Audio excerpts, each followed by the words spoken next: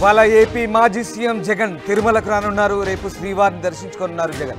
ఈ నేపథ్యంలో జగన్ నుంచి అన్య మతస్థుల డిక్లరేషన్ కోరేందుకు తిరుమల తిరుపతి దేవస్థానం అధికారులు సిద్ధమవుతున్నారు. గెస్ట్ హౌస్లోనే జగన్కు డిక్లరేషన్ ఫారం అందించనున్నారు అధికారులు. జగన్ సంతకం చేస్తేనే దర్శనానికి అనుమతి ఇవ్వాలని నిర్ణయించారు. జగన్ తిరస్కరిస్తే చట్టం ప్రకారం నడుచుకుంటామంటున్నారు టీటీడీ అధికారులు. జగన్ సంతకం పెట్టకపోతే దర్శనం లేదంటున్నారు. అన్య మతస్థులు వస్తే 17వ కంపార్ట్మెంట్ దగ్గర డిక్లరేషన్పై సంతకం తీసుకుంటారు. వీఐపీలు వచ్చినప్పుడు గెస్ట్ హౌస్ దగ్గరే సంతకం తీసుకోనున్నారు అధికారులు. టీటీడీ నిబంధనల ప్రకారం అన్య మతస్థులు శ్రీవారి దర్శనానికి వచ్చినప్పుడు ఖచ్చితంగా అఫిడవిట్ సమర్పించాలి. దేవాదాయ శాఖ చట్టం 30/1987ను అనుసరించి 1990లో అప్పటి ప్రభుత్వం ఒక జీవోను విడుదల చేసింది. దీన్ని అనుసరించి హిందువులు కాని వ్యక్తులు అన్య మతస్థులు శ్రీవారి ఆలయంలోకి ప్రవేశించాలంటే ముందుగా డిక్లరేషన్ ఫామ్పై సంతకం పెట్టాలి. తాను వేరే మతానికి సంబంధించిన వ్యక్తిని అయినా శ్రీ వెంకటేశ్వర స్వామిపై నమ్మకం, గౌరవం ఉన్నందున తనను దర్శనానికి అనుమతించాలంటూ కోరుతూ వివరాలు పొందుపరిచి సంతకం చేయాలి. ఈ నేపథ్యంలో అన్య మతస్థులైన ఇతరులు ఖచ్చితంగా డిక్లరేషన్ ఫామ్పై సంతకం చేయించాల్సిన నేపథ్యంలో ఖచ్చితంగా ఇవాళ మాజీ ముఖ్యమంత్రి వైఎస్ జగన్ ఈ డిక్లరేషన్ ఫామ్పై సంతకం చేయాల్సి ఉంటుందని, ఒకవేళ సంతకానికి నిరాకరిస్తే అతనికి దర్శనం నో చెప్పే అవకాశాలు కనిపిస్తూ ఉన్నాయి. ఈ నేపథ్యంలో జగన్ గెస్ట్ హౌస్ దగ్గరే ప్రస్తుతం ఇవాళ ఫామ్ 17 డిక్లరేషన్కు టీటీడీ అధికారులు సిద్ధమవుతున్నారు. జగన్ కనుక తిరస్కరిస్తే చట్ట ప్రకారం నడుచుకుంటామంటున్నారు అధికారులు. 17వ కంపార్ట్మెంట్ దగ్గరే డిక్లరేషన్పై సంతకం తీసుకునే అవకాశాలు కనిపిస్తున్నాయి. సాధారణంగా వీఐపీలో వచ్చినప్పుడు గెస్ట్ హౌస్ దగ్గరే సంతకం తీసుకుంటారు అధికారులు. టీటీడీ నిబంధనల ప్రకారం అన్ని మతస్థులు శ్రీవారి దర్శనానికి వచ్చినప్పుడు ఖచ్చితంగా ఈ అఫిడవిట్ సమర్పించాలి. దేవాదాయ శాఖ చట్టం ప్రకారం 1990లో అప్పటి ప్రభుత్వం ఒక జీవోను విడుదల చేసింది. దీన్ని అనుసరించి హిందువులు కాని వ్యక్తులు అన్ని మతస్థులు శ్రీవారి ఆలయంలోకి ప్రవేశించాలంటే ముందుగా ఈ డిక్లరేషన్ ఫామ్పై సంతకం పెట్టాలి. తాను శ్రీ వెంకటేశ్వర స్వామిపై పూర్తిస్థాయి నమ్మకం, గౌరవం ఉన్నందున తనను దర్శనానికి అనుమతించాలంటూ కూడా వివరాలు పొందుపరిచి సంతకం చేయాలి. అలా అయితేనే పూర్తి స్థాయిలో శ్రీవారి దర్శనానికి అనుమతించాల్సిన అవసరం కనిపిస్తుంది. ఈ నేపథ్యంలో మరి జగన్ సంతకం పెడతారా, లేదంటే సంతకం పెట్టకపోతే ఆయనకు దర్శనం నిరాకరిస్తారా, ఏం జరగబోతుందనే ఆసక్తి అయితే రేగుతోంది, ఉత్కంఠ రేగుతుంది. ఎస్, ఒకసారి మనం డిక్లరేషన్ ఫామ్ను చూడొచ్చు స్క్రీన్పై. ఫామ్ 17 ఆ డిక్లరేషన్ ఫామ్పై పూర్తి స్థాయిలో తనకి దేవుడిపై శ్రీవారిపై నమ్మకం ఉంది, గౌరవం ఉందంటూ ఆ డిక్లరేషన్ ఫామ్పై తన వివరాలు అలాగే తన సమ్మతిని పొందుపరుస్తూ సంతకం పెట్టాలి. ఈ సంతకం పెడితేనే ప్రభుత్వం అనుమతించే అవకాశం ఉంది. ఒకసారి మనం ఆ ఫామ్ను చూడొచ్చు. 1990లో అప్పటి ప్రభుత్వం ఒక జీవోని అయితే రిలీజ్ చేసింది.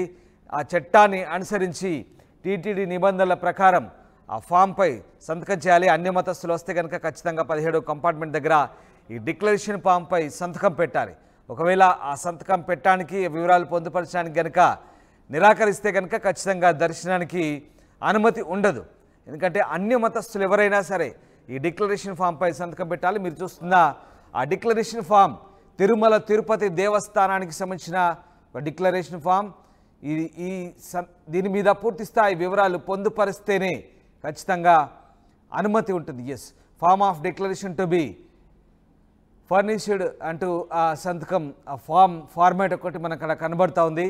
దీని ప్రకారం ఎవరైనా అన్య మతస్థులు ఎవ్వరు కానీ ఖచ్చితంగా ఆ దేవుడిపై శ్రీవారిపై పూర్తి స్థాయిలో గౌరవాలు, భక్తి ప్రపత్తులు ఉన్నాయని, అలాగే పూర్తి స్థాయిలో నమ్మకం ఉందంటూ non Hindu pilgrim for admission into Tirumala temple అంటూ ఒక ఫామ్ కనబడుతుంది మనకు. ఖచ్చితంగా ఆ ఫామ్ని, ఆ డిక్లరేషన్ని పూర్తి స్థాయిలో మనస్ఫూర్తిగా నింపాలి.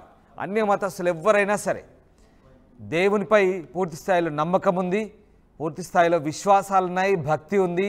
భక్తి శ్రద్ధలతో ఎట్లాంటి అన్యమత నిబంధనలు కూడా అక్కడ పాటించకుండా ఖచ్చితంగా ఎస్, ఒకసారి మీకు చదివి వినిపిస్తాను. Form of declaration in the furnished into Hindu pilgrim అంటూ అక్కడ కనబడుతుంది. For admission into Shri Tirumala temple, Tirumala దేవస్థానంలోకి వెళ్ళేందుకు lord Venkateswara and reverence to him and to his worship అంటూ అక్కడ మనకు కనబడుతుంది. Yes, form of declaration to be furnished by a non-Hindu pilgrim for admission into Shri Tirumala temple, ఇది ఇక్కడ టైటిల్.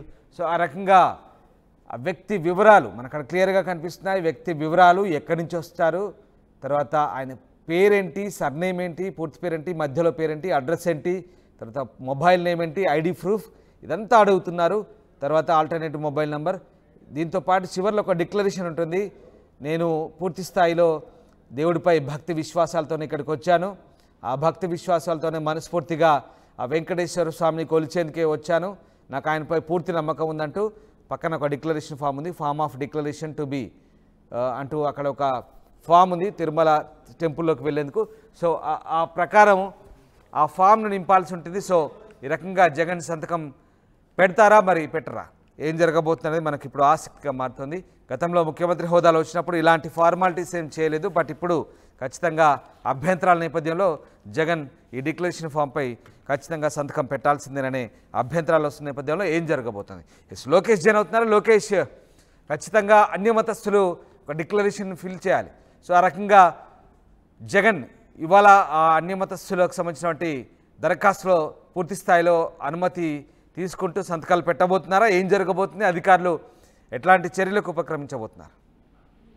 ఎస్ రామదాస్, ఆంధ్రప్రదేశ్లో తిరుపతి లడ్డు వివాదం తారాస్థాయికి చేరుకున్న వేళ మాజీ ముఖ్యమంత్రి వైఎస్ఆర్సీపీ అధినేత వైఎస్ జగన్మోహన్ రెడ్డి ఇవాళ తిరుమల చేరుకోనున్నారు. రేపు ఉదయం తిరుమల శ్రీవారిని దర్శించుకోనున్న వేళ ఏదైతే ఈయన షెడ్యూల్ ఖరారైనప్పటి నుంచి కూడా తిరుపతిలో కాకుండా దేశవ్యాప్తంగా ఉన్నటువంటి హిందూ సంఘాలు కావచ్చు, ప్రజా సంఘాలు కావచ్చు, శ్రీవారి భక్తులు కావచ్చు, ఆయన మాజీ ముఖ్యమంత్రి అయినటువంటి జగన్మోహన్ రెడ్డి అన్య మతస్థుడు, ఆయన తిరుమలకి ఏ విధంగా డిక్లరేషన్ పైన సైన్ చేయకుండా తిరుమల చేరుకుంటారు, ఎలా శ్రీవారిని దర్శనం చేసుకుంటారు అనేటువంటి వివాదం ఇప్పుడు తారాస్థాయికి చేరుకున్నటువంటి పరిస్థితి. గతంలో అనేక మార్లు సీఎం హోదాలో కూడా ఆయన దర్శనం చేసుకున్నటువంటి వేళ డిక్లరేషన్ వివాదం తెరపైకి వచ్చి కొద్దిసేపట్లోనే తెర వెనుక అయిపోయేటువంటి ఈ డిక్లరేషన్ వివాదం అయితే మాత్రం ఇవాళ తారాస్థాయికి చేరుకునింది. ప్రపంచవ్యాప్తంగా అందరూ కూడా దానిపైన దృష్టి సాధించేటువంటి పరిస్థితి ఏర్పడింది. అంటే కూడా అది సకల వల్లభుడైనటువంటి శ్రీవారి ప్రసాదంలో కల్తీ అయినటువంటి నెయ్యి వివాదానికి సంబంధించినటువంటి వ్యవహారంతో ముడిపడినటువంటి అంశం కాబట్టి ఇప్పుడు ఇది తారాస్థాయికి చేరుకున్నటువంటి అంశంగా కూడా చెప్పాలి. ఎందుకంటే గతంలో 2009 నుంచి కూడా అనేక మార్లు ఆయన ఎంపీ హోదాలో ఉన్నప్పుడు కావచ్చు, అదేవిధంగా ఇటు వైఎస్ఆర్సీపీ అధినేతగా వ్యవహరించినటువంటి కాలంలో కావచ్చు, ముఖ్యమంత్రి హోదాలో కావచ్చు, అనేక మార్లు తిరుపతిలో చేరుకున్నటువంటి వైఎస్ఆర్సీపీ అధినేత, అదేవిధంగా సీఎం హోదాలో జరుగుతున్నటువంటి జగన్ ఏనాడు కూడా డిక్లరేషన్ పైన సైన్ చేయనటువంటి పరిస్థితి అయితే ఉంది.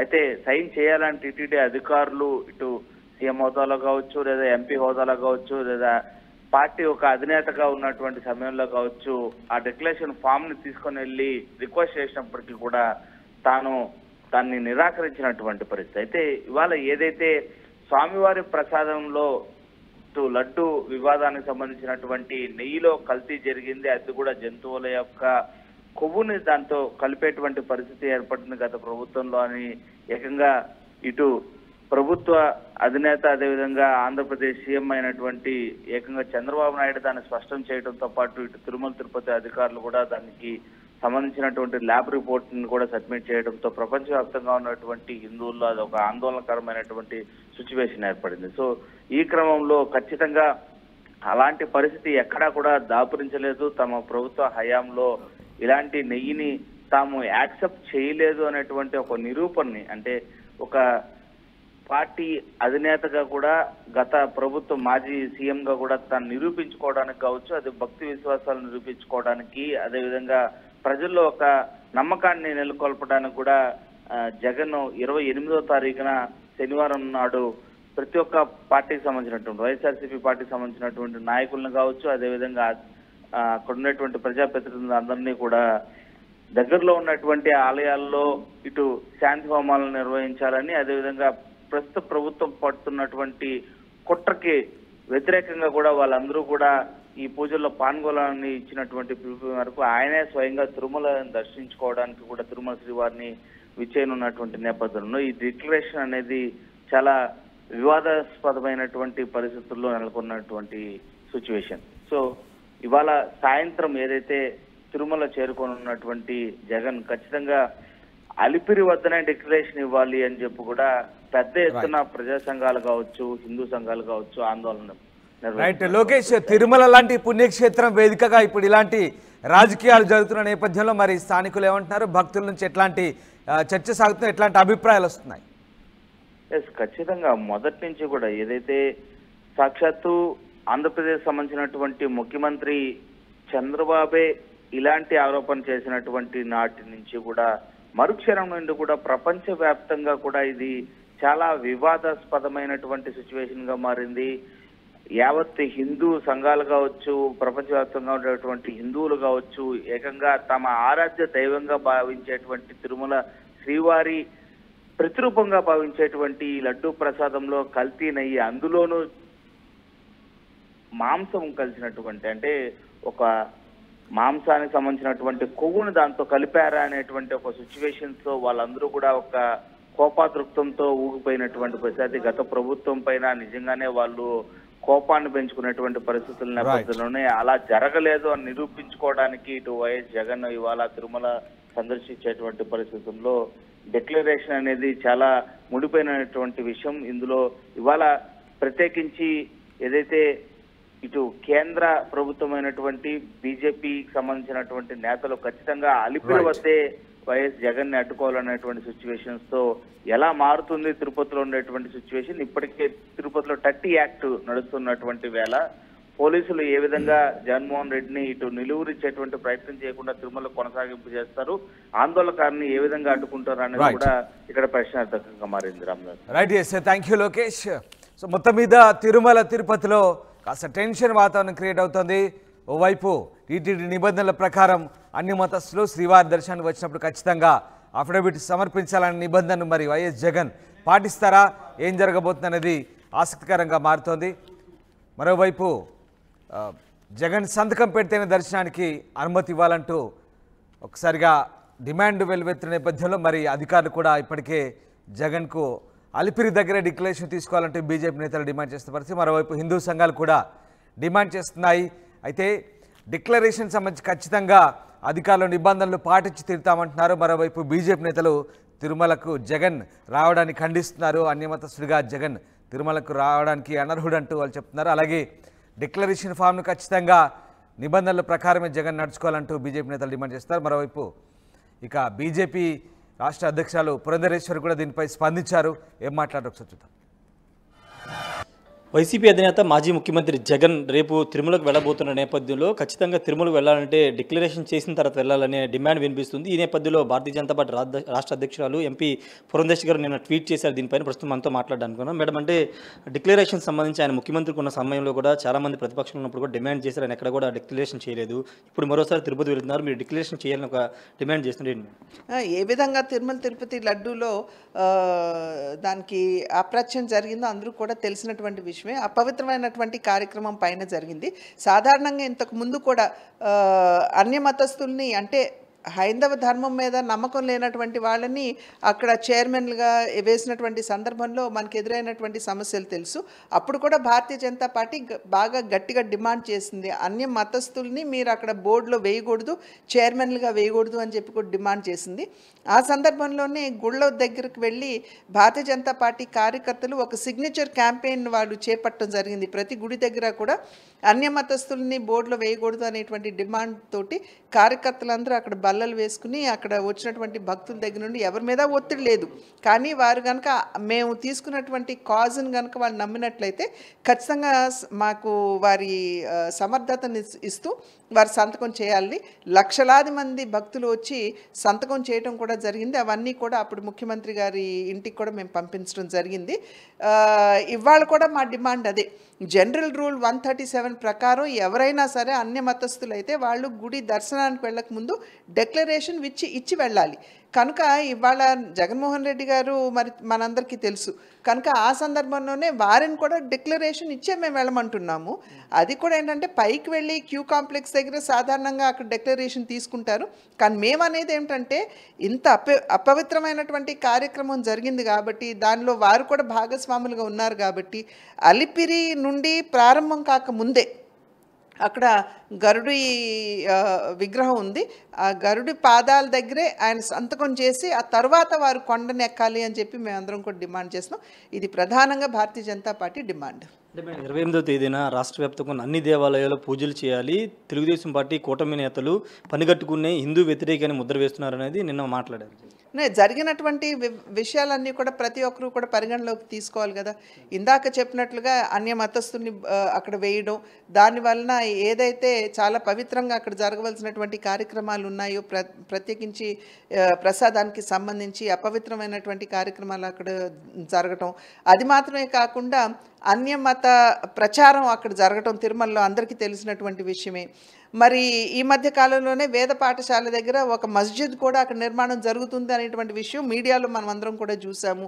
ఇవన్నీ కూడా ఏమిటంటే హైందవ ధర్మం మీద నమ్మకం లేనటువంటి వారు, విశ్వాసం లేనటువంటి వారిని అక్కడ వేసినటువంటి సందర్భంలోనే ఇవన్నీ కూడా జరిగాయి. మరి వాళ్ళ ఏ ధైర్యంతో వాళ్ళు గుళ్ళకు వెళ్తారండి? ఇప్పుడు ఒక రకంగా చూసినట్లయితే హైందవ ధర్మాన్ని వారు దెబ్బతీస్తున్నారు. అండ్ మరి వారు ఉన్నటువంటి సందర్భంలోనే ఎండోమెంట్ ల్యాండ్స్ని తీసేసుకుని ఇళ్ల పట్టాలకి ఇచ్చేసేయటం కావచ్చు, అదేవిధంగా ఇమాంలు పాస్టర్లకి వాళ్ళు మరి జీతాలు ఇచ్చేసేయటం కావచ్చు. ఓ పక్కేమో మా గుళ్ళలో ఉన్నటువంటి పుజారులు ఎవరైతే అర్చకులు ఎవరైతే ఉన్నారో వారి జీవితాల్లో ఎటువంటి పెద్ద మార్పు రాల. కానీ ఈ రకంగా చేయటం అనేది ఇది సాధారణంగా ఏంటంటే నేను ఇందాక అన్నట్లుగా హైందవ ధర్మం మీద ఏమాత్రం కూడా నమ్మకం లేనటువంటి నేపథ్యంలోనే ఇటువంటి కార్యక్రమాలు జరుగుతాయి. అయితే ఇవాళ గుళ్ళల్లో మా ప్రశ్న ఒకటే, ఇంత అపవిత్రమైనటువంటి కార్యక్రమాలు చేసినట్ట ఇవాళ ఏ ధైర్యంతో మీరు గుళ్ళకు వెళ్తున్నారు? ఫైనల్గా జగన్ ఒక కామెంట్ చేస్తున్నారు. అంటే బొమ్మన కరుణాకర్ రెడ్డి కానీ లేకపోతే వైవి సుబ్బారెడ్డి కానీ 40 సార్లు అయ్యప్ప మాల వేసుకున్న అలాంటి వాళ్ళు మీరు శంకిస్తున్నారనే కామెంట్ చేస్తున్నారు. మరి వారు అక్కడ ఉన్నప్పుడే కదండి, కరుణాకర్ రెడ్డి గారు అక్కడ ఉన్నప్పుడే కదా మరి ఇప్పుడు మస్జిద్ కట్టడం అయింది. అదేవిధంగా అన్యమత ప్రచారం ఏదైతే జరిగిందో మీరేమన్నా దాన్ని కట్టడి చేశారా? దానికి కూడా సమాధానం చెప్పాలి కదా. ఇవాళ నందిని డైరీ వాళ్ళు నెయ్యి ఇచ్చేవారు. అటువంటిది మీరు 50 సంవత్సరాలకి ఇస్తున్నటువంటి ఆ సంస్థను ఆపేసి రివర్స్ టెండరింగ్ అని చెప్పి 300 రూపాయలకి నెయ్యి అని చెప్పి చెప్పడం అది ఎంతవరకు కరెక్ట్ అండి? కనుక ఊరికే వేషధారణ వేసుకోవటం కాదండి, మనసులో నమ్మకం ఉండాలి, దాని మీద విశ్వాసం ఉండాలి. మేడం ఖచ్చితంగా డిక్లరేషన్ ఇచ్చి తీరాల్సి ఉందని చెప్తున్నారు. ఎందుకంటే వేరే మతస్థులు ఎవరైనా తిరుమలకు వచ్చినప్పుడు ఖచ్చితంగా డిక్లరేషన్ అనేది ఇవ్వడం అనేది అది చట్ట ప్రకారం ఉంది, చట్టం కూడా చెప్తుంది, దానికి ఒక జీవో కూడా ఉందని చెప్తున్నారు. కాబట్టి జగన్ కొండపైకి వెళ్ళిన తర్వాత కాదు, అలిపిరి మెట్ల మార్గం వద్దే అక్కడి నుంచి ఆ డిక్లరేషన్ ఇవ్వాలి. డిక్లరేషన్ ఇచ్చిన తర్వాతే తిరుమలకు వెళ్ళాలని కూడా పురంధేశ్వరి అయితే డిమాండ్ చేస్తున్నారు. 28వ తేదీన వైసీపీ పిలుపునిచ్చినటువంటి ఆలయాల పూజలకు సంబంధించిన విషయంలో గత 5 ఏళ్లలో అదే ఆలయాలని ధ్వంసం చేసి పుణ్యక్షేత్రాలను ధ్వంసం చేసి చాలా ఇష్యూస్ని తీసుకొచ్చిన వైసీపీ ఇప్పుడు మరోసారి హిందూ వాదాన్ని తీసుకురావాలని చూడడం హాస్యాస్పదంగా ఉందని చెప్తున్నారు. గతంలో అంటే వైవి సుబ్బారెడ్డి కానీ బొమ్మన కరుణాకర్ రెడ్డి వాళ్ళు అన్య మతస్థులని అందరికీ తెలిసిన విషయం. కానీ ఏదో పైకి మతం ముసుగేసుకున్నంత మాత్రాన వాస్తవాలు నిజం కాకుండా పోవని పురంధేశ్వరి అయితే చెప్తున్నారు. Camera person విజయ్తో Rayesh RTV Vijayawada నుండి.